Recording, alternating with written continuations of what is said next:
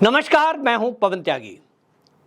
मोदी जी एक बार फिर से देश के प्रधानमंत्री बन चुके हैं और मंत्रिमंडल का गठन भी हो गया है। लेकिन कांग्रेसियों को देखो, इनको देखते हुए पूरे देश में इनको थू-थू की जा रही है, क्योंकि इन्होंने मोदी जी के शपथ ग्रहण समारोह का, जैसे पिछली बार था इस बार भी, बहिष्कार किया। कांग्रेसी का हालत यह है कि मल्लिकार्जुन खड़गे गए, लेकिन मोदी जी ने जैसे ही शपथ लेना शुरू किया ये वहाँ से उठकर चले गए। इनका कहना है हम मोदी जी को तो मानते ही नहीं, क्योंकि बहुमत नहीं मिला। अब सवाल ये है, बहुमत नहीं मिला और वो कह रहे हैं जनता ने नकार दिया। जनता ने नकार दिया तो आप सोचिए कि इनको आपको बताऊं, एक्स पर पोस्ट लिखी है रोमाना ने। उन्होंने लिखा कि लोकतंत्र लोक लाज से चलता है, इसके बावजूद अगर सदन में नेता विपक्ष की जिम्मेदारी लेने जा रहे राहुल गांधी नरेंद्र मोदी सरकार को एक बधाई तक नहीं देते तो ये कौन से लोकतांत्रिक परंपराओं का पालन कर रहे हैं? क्या मन में कड़वाहट रखकर राजनीतिक संचित रंजिश पाल कर लोकतंत्र मजबूत होगा? ये सवाल उठाया है। अब आप सोचिए जनता में क्या मैसेज दे रहे हैं। ये एक सोची समझी रणनीति है इनकी। पहले इन्होंने शुरुआत की थी कि साहब ईवीएम में गड़बड़ी है। इनको लग रहा था कि हम ईवीएम हैक हो गई, ईवीएम हैक हो गई ऐसा कहेंगे और फिर पूरे देश में ये आंदोलन चलाएंगे कि मोदी जी जो प्रधानमंत्री तीसरी बार बने हैं ये तो बेईमानी से बने हैं। पूरे देश में दंगा फसाद कराएंगे, सड़कों पे आंदोलन कराएंगे, दुनिया में भारत के लोकतंत्र को बदनाम करेंगे। मोदी जी ने जब अपने संसदीय दल की बैठक हो रही थी, मोदी जी ने अपने सांसदों को संबोधित करते हुए जब संसदीय दल की बैठक हो रही थी उस समय ये बोला कि हमारे देश में जो लोकतंत्र है, हम इस लोकतंत्र की पूरी दुनिया में बड़ाई करते हुए ये कहते हैं कि देखिए भारत जो है इसका इतना बड़ा ये देश है, 140 करोड़ भारतीयों का देश, और यहाँ लोकतांत्रिक तरीके से चुनाव होता है, लोग अपनी सरकार को चुनते हैं और हम इस बात की चर्चा करते हैं कि भारत का जो भूमि है, भारत जो देश है वो लोकतंत्र की जननी है। लेकिन ये जो विपक्षी पार्टी है ये कैसी नेगेटिव राजनीति करते हैं, ये दुनिया में बदनाम करते हैं भारत को। ये कहते हैं कि साथ भारत में तो न्यायपालिका है ही नहीं, भारत में तो इलेक्शन कमीशन बेईमानी कर रहा है, ईवीएम को हैक कर दिया जाता है। इससे क्या मैसेज दे रहे हैं?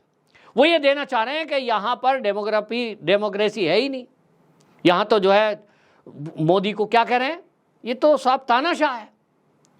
तानाशाह क्या होता है? तानाशाह हिटलर के बारे में कहा जाता है, तो क्या मोदी जी हिटलर जैसा रोल कर रहे हैं? विपक्षी पार्टी के सभी नेताओं को जेल में डाल दिया, ऐसा दुष्प्रचार किया गया। लेकिन पूछना चाहता हूं मैं, कितनी पार्टी के नेता चुनाव के समय में जेल में हैं भाई? अगर आम आदमी पार्टी का जिक्र करेंगे तो उसके भी 3 नेता केवल जेल में हैं, और इतनी बड़ी पार्टी है, वो राष्ट्रीय पार्टी है। तो बदनाम करा जा रहा है, और जिस तरह से ये किया जा रहा है कि हम मोदी को पीएम मानते ही नहीं, एक सिरे से नकारने में शुरू से लगे हैं। ये तो मोदी जी बन गए, इनको उम्मीद थी कि सरकार बनेगी ही नहीं, तो ये तैयारी में थे दंगा फसाद कराने के। फिर वो चीज़ें इंटेलिजेंस ने कैच कर लिया, आपके और हमारे बीच सोशल मीडिया के माध्यम से चीज़ें आ गई और मोदी जी ने उनको सार्वजनिक मंच से बोल दिया कि ये ईवीएम हैक का नाम लेकर देश में अराजकता पैदा करना चाहते हैं, दंगा फसाद कराना चाहते हैं। इनको समझ में आ गया कि यदि इस कंडीशन में दंगा फसाद कराया तो फिर इनकी पकड़ धकड़ भी होगी, और जो भाजपा शासित राज्य हैं इनका टारगेट वहीं पे होगा और वहाँ ये कर नहीं पाएंगे, और इसलिए इनके खिलाफ कार्रवाइयाँ होंगी, ये जेल की सलाखों के पीछे होंगे और जनता इनको नकार ही देगी। पोल खुल गई ना, तो इसलिए इन्होंने पासा पलट दिया। पासा पलट के फिर इन्होंने क्या कहा? इन्होंने कहा साहब गिनती में गड़बड़ी होगी, बड़े बड़े वकील, गिनती कैसे होगी, क्या करना है, डटे रहना है, ईवीएम को पूरा तरीके से चेक करना है, इस पे लग गए। पूरा फैलाया गया और यहां तक कहा गया कांग्रेस के बड़े नेता द्वारा कि 150 डीएम को गृह मंत्री अमित शाह ने फोन किया कि हमारे पक्ष में काउंटिंग कराओ। ये सब क्या चल रहा था? एक षड्यंत्र चल रहा था, जिससे कि पूरी दुनिया में ये बताया जा सके कि मोदी जी जो जीतना चाह रहे हैं वो तो बेईमानी करके जीत रहे हैं। उसी पैटर्न पर कांग्रेस आगे चल रही है कि अब सरकार बन गई, अब उन्होंने वो 150 फोन वाली बात भी साइड हो गई, क्योंकि सरकार बनी, चुनाव आयोग ने फट से उन्हें नोटिस भेजा कि बताओ हमें कौन डीएम है, किसको फ़ोन किया। अब कोई है तो होता तो बताते, है ही नहीं तो क्या बताएंगे। लेकिन हमारे देश में एक बड़ी गड़बड़ी है, कुछ भी कोई झूठ बोल दे, कितनी भी बड़ी अराजकता फैला दे, दंगा फसाद हो सकता था, सोचिए। और उसके बाद होता कुछ नहीं है। कम से कम चुनाव आचार संहिता को ना मानने पर मैंने तो देखा नहीं भाई कोई नेता जेल गया हो, किसी की मान्यता रद्द हुई हो, मैंने नहीं देखा। इतने सड़े गले कानून हैं, कुछ भी झूठ फैलाओ, कुछ भी भ्रम फैलाओ। अब सोचिए, कांग्रेस भ्रम फैला रही थी, वो अभी तक चुनाव आयोग कुछ कर ही नहीं रहा कि हमारी सरकार आएगी तो हम 8,500 देंगे, महिलाओं को 1 लाख रुपए देंगे। मैं पहले भी कह चुका हूं, चुनाव आयोग वैसे तो जगह जगह पुलिस को आदेश देता है। राहुल गांधी का हेलीकॉप्टर चेक हो रहा था, पैसे तो नहीं ले जा रहा। राहुल गांधी अगर नोट ले जा रहे होते बंडल, कोई बीजेपी वालों के भी हुए हैं कल कई चेक, तो भाई वो नोटों का बंडल ले जाकर राहुल गांधी कितने पैसे बांटते? 500 रुपए, 1000 रुपए।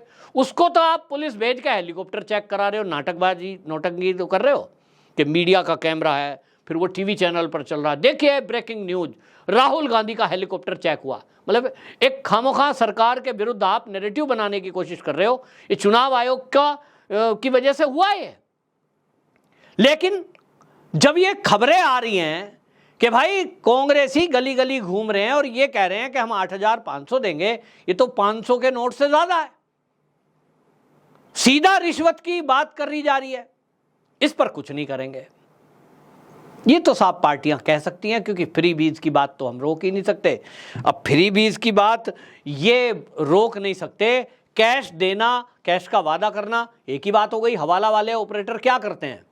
हवाला ऑपरेटर क्या करते हैं? हवाला ऑपरेटर में आपको एक पर्ची थमा दी जाती है, इस पे लिखा है 1 करोड़ रुपया इनको दे दिया जाए, और कोई नोट का नंबर डाल दिया, बता दिया, वो मैसेज भेज दिया, आप गए, वो पर्ची दिखाई, 1 करोड़ कैश ले लो या सामान ले लो।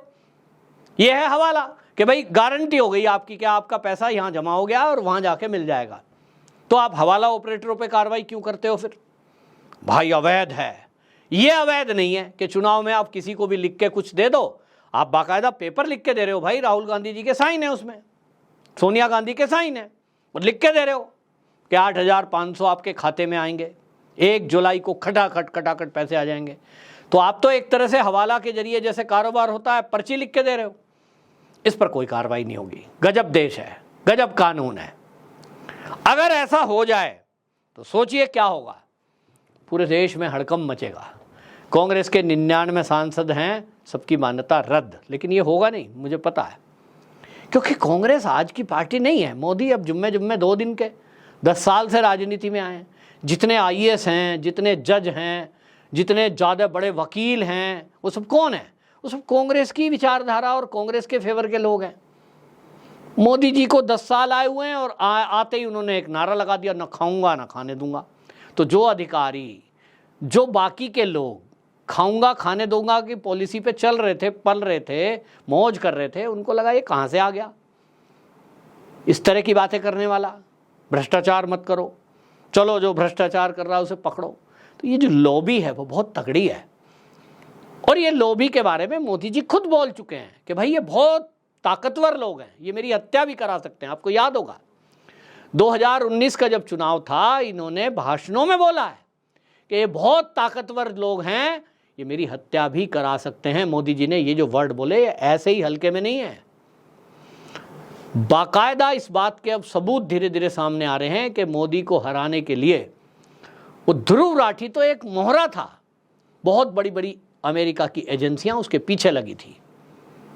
करोड़ों रुपया खर्च किया गया, 500 करोड़ रुपया बताते हैं कि इन यूट्यूबरों पर खर्च किया गया, जिनके माध्यम से झूठ फैलाया गया कांग्रेस का कि मोदी आया तो संविधान बदल जाएगा, मोदी आया तो आरक्षण खत्म हो जाएगा। राजपूतों के ग्रुप बनाए गए। ये अब चीजें खुलकर आ रही हैं कि उत्तर प्रदेश में योगी को कैसे डाउन करना है। तो रूपाला के बयान को लेकर राजपूतों के ग्रुप बनाए गए, उस ग्रुप में बाकायदा फंडिंग हुई और मोदी के विरुद्ध, योगी के विरुद्ध एक अभियान चलाया गया। अब सोचिए, योगी जी भी तो राजपूत हैं, गृह मंत्री, ये रक्षा मंत्री हमारे राजनाथ सिंह राजपूत हैं। अगर कोई राजपूत ये बीड़ा उठा रहा है कि राजपूतों का अपमान हो गया, तो भैया तुम उनका भी अपमान कर रहे हो अगर सीटें कम दे रहे हो। कल को उन्हें हटाएंगे। अब एक गुट ऐसा आ गया, मैं देख रहा हूं अब एक्स पर क्या है, सोशल मीडिया पे कुछ भी नाम कुछ भी लिख लो। कोई लिख रहा है राजपूत रेजिमेंट, कोई लिख रहा है कुछ भी करणी सेना, और वो सब कौन है? फर्जी अकाउंट बने हुए हैं केवल योगी मोदी को टारगेट करने के लिए, ताकि इनको डाउन किया जा सके, आपस में लड़ाया जा सके। तो ये सब चीजें चली, लेकिन इस पर कार्रवाई कुछ नहीं हो रही। झूठ बोलने पर, झूठ फैलाने पर, फेक न्यूज फैलाने पर कानून तो बनाया है, लेकिन अभी इंप्लीमेंट में नहीं आया है। जुलाई से वो लागू होगा, देखते हैं तब उसके बाद क्या होगा। लेकिन अब क्या होगा, इस पर तो कुछ एक्शन होना चाहिए। जो झूठ फैलाया, मैं तो कहता हूँ सबकी मान्यता रद्द होनी चाहिए, कांग्रेस के जो सांसद हैं, और चुनाव इनके दोबारा होने चाहिए। अगर कांग्रेस को लगता है कि हम तो, हमारी गारंटी पर लोगों ने विश्वास किया है, तो जीत कर आ जाएंगे। लेकिन एक बार फिर से फेयर इलेक्शन होना ज़रूरी है, क्योंकि जनता ठगा महसूस कर रही है। जिनको ये लग रहा था कि ये पैसे दे देंगे, और अगर लग भी रहा था तो भी गलत है कि पैसे के लालच में लोगों ने वोट दिया। दोनों ही कंडीशन में ये चीज़ें गलत हैं। पश्चिम बंगाल से भी खबरें आई थी, वहाँ भी आप देख लीजिए, कांग्रेस तो बोलती नहीं है। अधीर रंजन चौधरी बोल रहे हैं, कांग्रेस के नेता हैं, और उन्होंने बोला कि मुझे अलग थलग छोड़ दिया, मेरा प्रचार नहीं किया, क्योंकि इनको तो घुसपैठियों का पक्ष लेना है, और घुसपैठियों का पक्ष लेने वाली ममता बनर्जी, उनके पक्ष में कुछ बोलना नहीं है। ये सब देश में जो चल रहा है तुष्टीकरण के नाम पर, सत्ता प्राप्ति के लिए इतना नीचे गिरना कि देश विरोधी एक्टिविटी करने वालों के साथ खड़े हो जाना, जो देश के नुकसान में चीज़ें हैं उनके साथ में खड़े हो जाना, और देश की जनता को मूर्ख बनाना झूठ बोलकर। अब इस झूठ को जनता समझे, तब तक तो बात हाथ से निकल चुकी होती। अब चुनाव हो गया, अब उसका रिजल्ट भी आ गया, अब हाथ पीटते रहिए, बाद में क्या होगा। लेकिन इस पर अगर सख्त एक्शन राष्ट्रपति जी ने लिया, हमारे कानून में यदि इस तरह की चीज़ें लिखी कि जिन्होंने झूठ बोलकर जनता की वोट ली है उनकी मान्यता रद्द हो, दोबारा चुनाव हो, तो अकल ठिकाने आ जाएगी। अगली बार चुनाव प्रचार में कोई झूठा वादा करने से पहले 100 बार सोचेगा। आपकी क्या राय है, कमेंट बॉक्स में जरूर बताएं। वंदे मातरम।